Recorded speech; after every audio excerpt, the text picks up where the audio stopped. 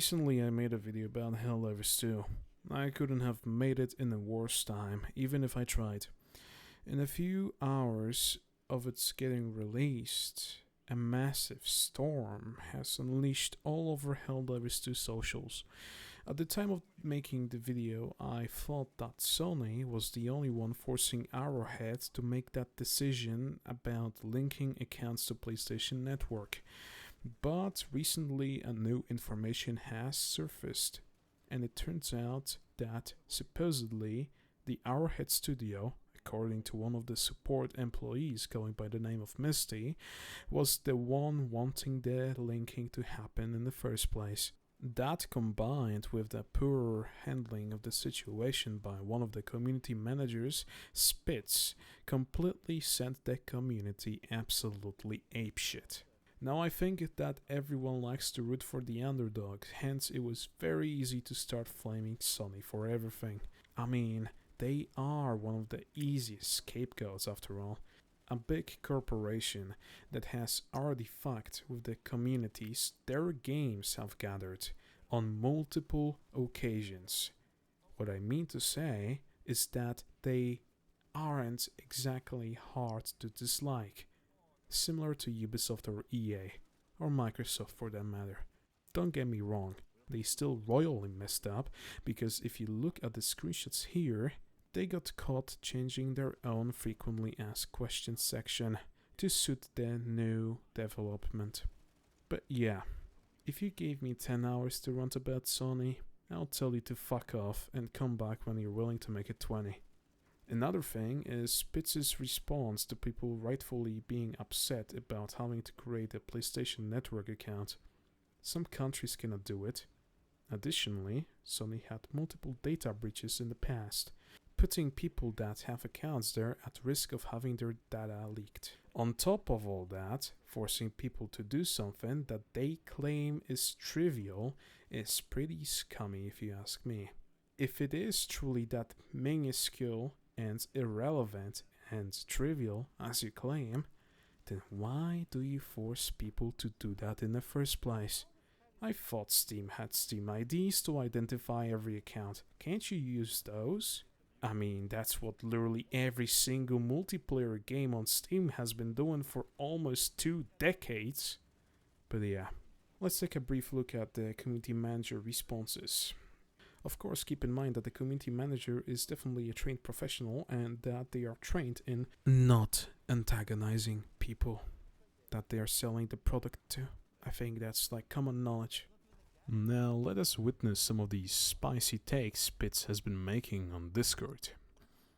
It's not like this is the first or even the 14th mainstream game to require a third-party account that takes a couple of minutes to create. But if it's a deal breaker to have to take 120 seconds out of your day to enter an email and password and then forget about it, change your Steam review and make your displeasure known on a platform where it matters. Now, I think it is a deal breaker to have to take 120 seconds to create an account on a platform you don't want to have an account on a platform that is known to suffer from multiple data breaches, that is often a target of those data breaches because of how many users there are and how dislikable Sony is. Additionally, not everyone can make that account, not everyone has access to account creation in their country, because there are some countries out there in the world that cannot create a PlayStation Network account. What are they supposed to do? So you pretty much steal the game from them because they are unable to play it because they cannot make an account. Like, what are you doing here? Now, of course, we have another message by Spitz that replies to one of the users saying this will kill Helldivers 2 on Steam. Backpedal or lose your player base. He replies, I thought you were refunding and leaving. Community managers are supposed to unite player bases, in my humble opinion. I don't think it's uniting. Even if you're not a trained community manager, I think the name of a community manager should be enough of a hint that you're not supposed to be saying those things, no matter what you're feeling right now. You're supposed to not and accept all the criticism and all the shit you're getting, because that's your job. Filter out all this stuff and find criticism where it is worth finding. Now let's continue. One of the moderators has replied to a user that has taken Spit's advice to heart and encourages fellow Helldivers to join on a vote on Steam reviews. He replies, "This is why we can't have any nice things." Oh, you think? I think we can't have any nice things because of the decisions that were made. Not by the player base, they are not at fault for being mad.